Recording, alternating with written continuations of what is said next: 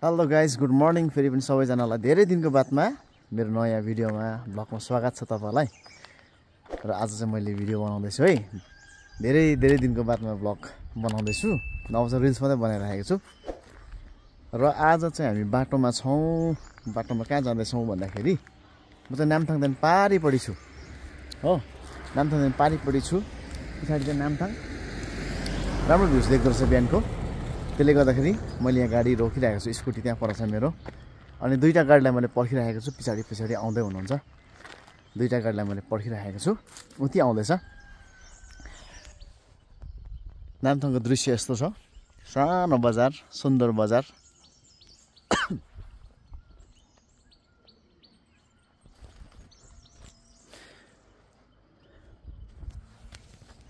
यहाँ चाहिँ हाम्रो गाडी आउँदैछ।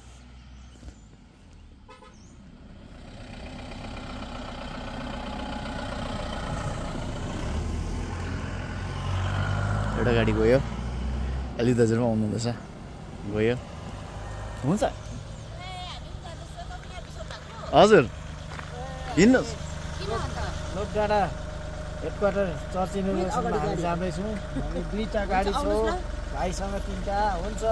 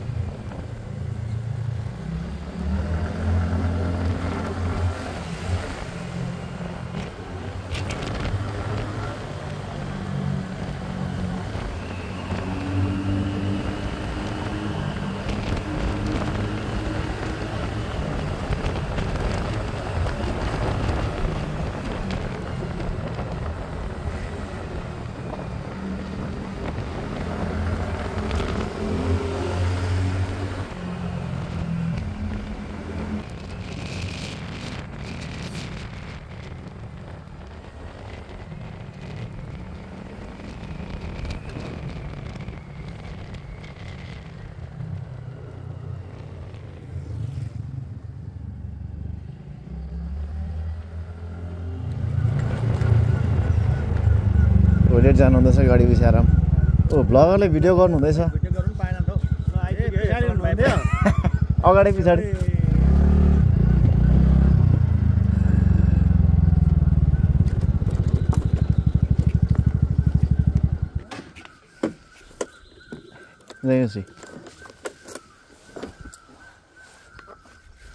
जङ्गलमा रोकिरहेको छ।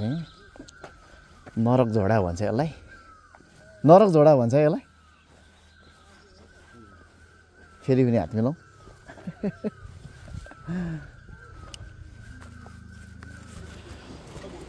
अहिले चाहिँ हामी रोडाथाङ ब्रिजमा रोकेर दुईवटा गाडी, मेरो स्कुटी, साथै मेरो साथी चालक, एकदम एनर्जेटिक मान्छे। हिँड्दै गर्नुहोस् सर। सबैजना चिया खाजा खाएर रोडाथाङ ब्रिजमा चिया खाइवरी सबैजना फेरि पनि चढ्दैछौँ। प्याकअप ब्याक टु गाडी। हाम्रो नानाले आमा मिठाई किनिदिनु हुन्छ सबैलाई।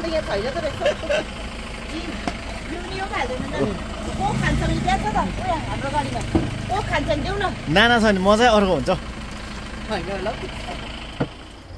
र म चाहिँ रङ्गेली बजार क्रस गरिसकेँ। अन्त दुईवटा गाडी अगाडि छ कि पछाडि छ म कन्फ्युज भएँ। म चाहिँ यो पर बाटो हुँदै आएको। यो अगाडिपट्टि जुन छ यो आर्मी क्याम्पहरू हुँदै यसरी आएर त्यहाँदेखि चट्टै रङ्गेली बजार पुगेर त्यहाँदेखि चाहिँ यो बाटो चाहिँ रङ्गेलीबाट उकालो। अब चाहिँ यो बाटो चाहिँ 7 किलोमिटर उकालो सानो बाटो छ, रफ बाटो जानुपर्ने छ। दुईवटा गाडी आएको जस्तो देख्दै छुइनँ। कहाँ छ कुनी हेरौँ। हेर्दैछु म, कहीँ आउँदै होला।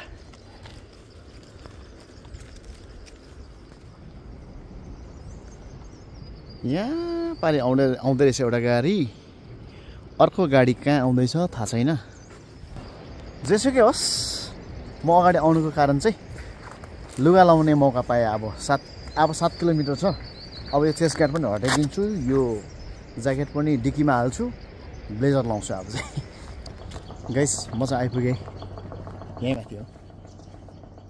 दुईवटा गाडीलाई पर्खिरहेको छु। आइपुगेको छु। आइपुग्यौँ हामी। एउटा गाडी चाहिँ कहाँ छ कोनी जय मसी नानीहरू। यो चाहिँ पासोको घर, त्यसको पछाडि छ है। पहिला मैले भ्लग बनाएको थिएँ नि पासोको घरको चाहिँ। त्यसकै पछाडिपट्टि चर्च भवन आजको ओपनिङ सेरेमनी। लु है आइपुग्यो अर्को गाडी पनि घेरेर पारेर।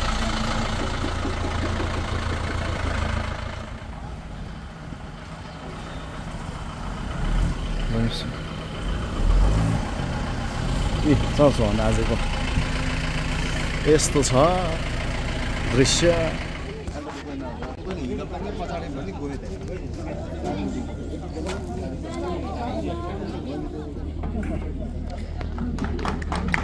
आजको चाहिँ त्यसले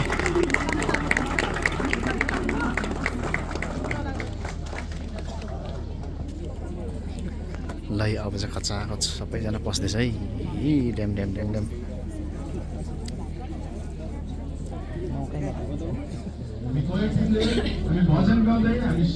काट्दैछ मेन डोरको।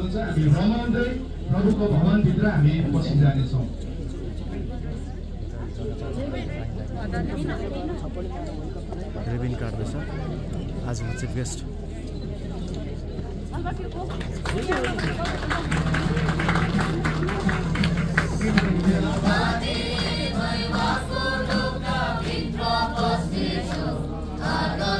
अब चाहिँ हामी पस्दैछौँ है गेट 3 भित्र।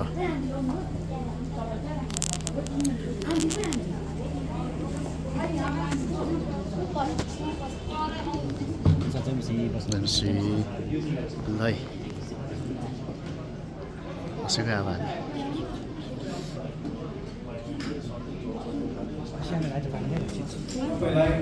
फेरि पनि म स्वागत गर्दै अनि हाम्रो आजका मुख्य अतिथि महोदयको अनुमति लिँदै आजको हाम्रो यो हेब्रोन पेन्टिकोस्टल चर्च लोकडाँडाको समापन सेवाकाईलाई म सुरु गर्न गइरहेको छु। तसर्थ हामी प्रार्थना गरिकन हामी आजको सेवाकाईलाई अगाडि बढाउनेछौँ।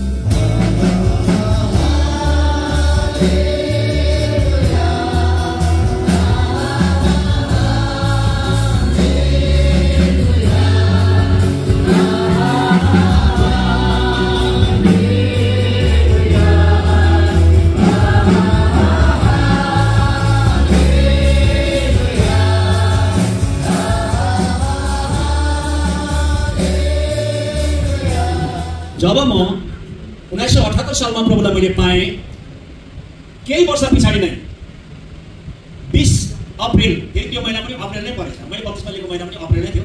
20 अप्रिल 1984 सालमा रङ्गली बजारमा मसी मण्डली चर्चमा एउटा सेवाकाई भइराखेको थियो। त्यो सेवाकाई गर्दै गर्दाखेरि परमेश्वरको आत्माले यस्तो आवाज, परमेश्वरको आत्माले अगुवाई गरेको कुरा हामीले सुन्यौँ। अनि त्यो आवाजलाई सुन्दै गर्दाखेरि त्यो आवाज स्वीकार्न अति कठिन परेको थियो। त्यो आवाजले चाहिँ के भनिराखेको थियो भने यो छुजाचेन ब्लकमा चाहिँ अब तिमीले सेवाकाईलाई सुरु गर्नुपर्छ। अनि त्यो सेवाकाई चाहिँ तिमीबाट म गर्नेछु अनि तिम्रो हातमा चाहिँ म एउटा तरवार दिनेछु भन्ने एउटा भविष्यवाणी अति आदरणीय रोदा आन्टी जो प्रभुले उठाउनु भयो र सिलगढीको सलमी ढकाल भन्ने एकजना आन्टी हुनुहुन्थ्यो, उहाँहरू तले अगमबानी भयो। अनि मलाई त्यति बेला हाँस उठिराखेको थियो, किनभने मलाई सेवाकाई गर्नु त्यति रहर थिएन अनि सेवाकाईको विषयमा केही पनि म जान्दैन थिएँ। तर प्रभुले भन्नुभएको अनुसार 1978 सालमा बत्तिसमा लिएपछि जब 20 अप्रिल 1984 सालमा पवित्र आत्माको बत्तिसमा मैले पाएपछि प्रभुले भन्नुभएको कुरा मलाई मन त पर्दैन थियो र बाध्य भएर छुजाचेनमा सेवाकाई सुरु गर्नु पर्यो। अनि त्यति बेला छुजाचेनमा प्राय कोही पनि क्रिस्चियनहरू थिएन। अनि त्यहाँबाट 1984 साल 85 सालदेखि हामीले छुजाचेनमा सेवाकाई गर्न स्वापनिक मण्डली, स्वतन्त्र मण्डली, इन्डिपेन्डेन्ट मण्डलीको नाममा सेवाकाई गर्दै आयौँ। सेवाकाई गर्दै आउँदाखेरि हामीलाई धेरै कुराको कठिनाई बाधा छन्। हाम्रो निम्ति प्रभु येशू बहुमूल्य भएको हामी चाहन्छौँ। तपाईँ परमेश्वरले आफ्नो छोरालाई तपाईँले अगुवाई गर्नुहोस् ताकि आजको वचनले हामी सबैजना आशिष बन्न सकेको होस् भन्ने प्रार्थना गर्छु। हे पत्रुस, म यस पत्थरमाथि आफ्नो मण्डली स्थापित गर्नेछु अनि मृत्यु त्यसमाथि विजय हुने छैन। आज म आग्रह गर्छु यो वचनको लागि प्रार्थना गर्दै गर्दा आज हेब्रोन चर्चलाई प्रभुले वचन दिनु भएको छ। मण्डली तपाईँ यस भवनलाई समर्पण गरेको बादमा भोलिदेखि तपाईँले यस भवनमा आएर प्रभुको आराधना प्रशंसा गर्नुपर्छ। तर यो भवन निर्माण गरेको उद्देश्य तपाईँले बुझ्नु पर्नेछ। प्रभु येशूले पत्रुसलाई भन्यो, तिमी त्यो चट्टान हो, त्यो पेत्रोस ग्रीक वर्ड चट्टान, सलिड रकको तिमी माथि। प्रभुले भन्नुभयो, यहाँ एउटा वर्ड युज गरेको भने आज मेरो तेरो हुन्थ्यो, तर प्रभु यीशु ख्रीष्टले स्पष्ट भने, Jesus said I will build my church. यीशुले भन्नुभयो, म मेरो मण्डली स्थापित गर्नेछु। हेब्रोन पेन्टिकोस्टल चर्च, यो चर्च चाहिँ प्रभु येशूको हो। यो चर्चको सिर प्रभु स्वयं हुनुहुन्छ। अनि यहाँ पनि यीशुले भन्नुभयो, I will build my church. यीशुले भन्नु, म मेरो मण्डली निर्माण गर्नेछु।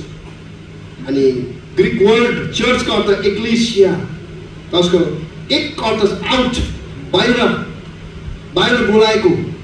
एकले यो चर्चभित्र आएर खालि चर्चको विश्वासीको लागि होइन। चर्च चाहिँ परमेश्वरले यो बाहिर संसारको लागि पनि प्रभु येशूले आफ्नो मण्डली निर्माण गरेको हो।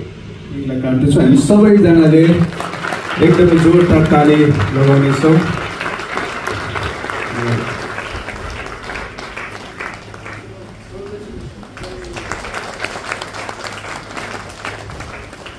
अब भने चाहिँ सबैजना छुट्टिँदैछ, हामी पनि यो जग्गालाई बिदा दिएर घरतर्फ नाम्चीतर्फ लाग्दैछौँ।